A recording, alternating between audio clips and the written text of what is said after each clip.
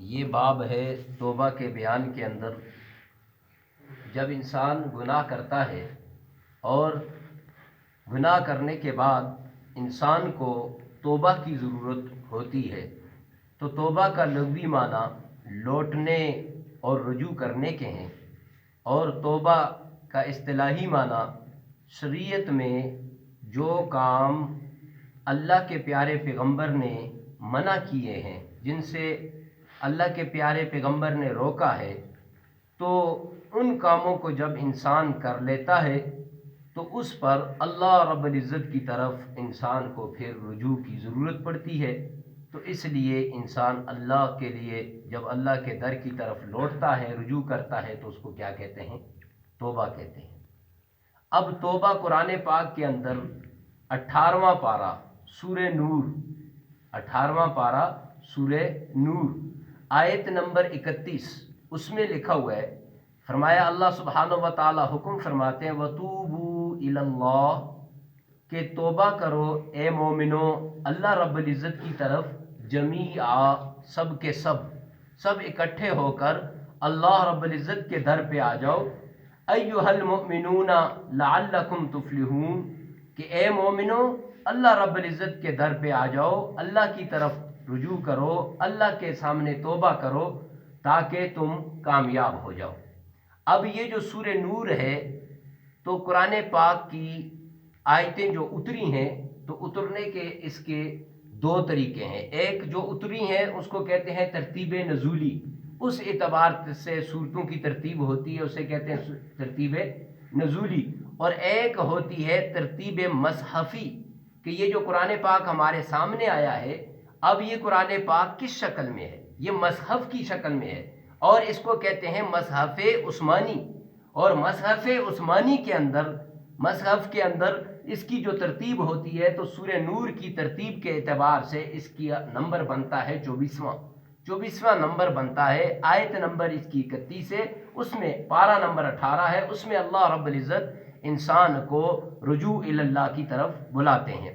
اور اسی طرح اللہ سبحانہ و تعالی پارہ نمبر 11 سورہ ہود آیت نمبر 3، اس میں فرماتے ہیں کہ اے میرے بندو میرے در کے اوپر آ جاؤ، مجھ سے استغفار کرو اور میری طرف رجوع کرو، ثم توبوا الی، پھر میری طرف رجوع کرو۔ اب سورہ ہود ہے، آیت نمبر 3 ہے، اور پارہ نمبر 11 ہے، اور ترتیب مصحفی کے اعتبار سے بھی اس کا نمبر کتنا ہے؟ 11 ہے۔ ان دو صورتوں سے، دو آیتوں سے اللہ رب العزت کی طرف رجوع الی اللہ ثابت ہوا۔ تیسرا فرمایا یا ایھا الذین آمنوا توبوا الی اللہ توبۃ نصوحا، کہ اے ایمان والو اللہ کی طرف توبہ کرو، رجوع کرو، اور ایسا رجوع کرو کہ خالصتاً اللہ کی رضا کے لیے ہو، بس۔ اب یہ سورہ تحریم پارہ نمبر 28 سورت کا نمبر 66واں نمبر ہے، اور آیت کا نمبر 8واں ہے۔ 8ویں آیت میں اللہ سبحانہ و تعالی نے حکم بیان کیا کہ اے ایمان والو اللہ کے در کے اوپر رجوع کرو، اللہ کے در پہ آ جاؤ۔ گناہ سرزد ہونا کوئی بڑی بات نہیں ہے، لیکن جب گناہ ہو جاتا ہے گناہ پہ پھر توبہ کرنا یہ بڑی بات ہے۔ تو اب یہ توبہ صرف گناہ پہ ہی نہیں ہوتی۔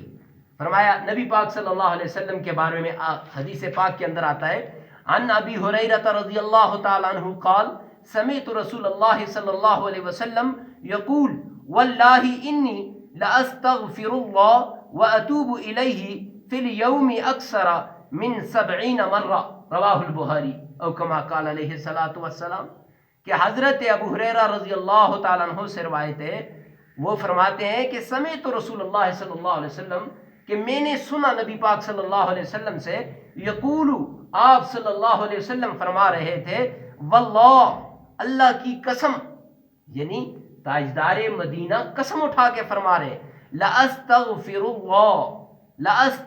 اللَّهِ وَأَتُوبُ إِلَيْهِ، میں اللہ کے در پہ استغفار بھی کرتا ہوں اور اللہ کے در پہ رجوع بھی کرتا ہوں، فی اليوم، ایک دن کے اندر، اکثر من 70 مرتن، زیادہ، اکثرہ کا معنی زیادہ، من 70 مرہ، 70 مرتبہ سے بھی زیادہ میں اللہ کے در پہ ایک دن کے اندر کیا کرتا ہوں؟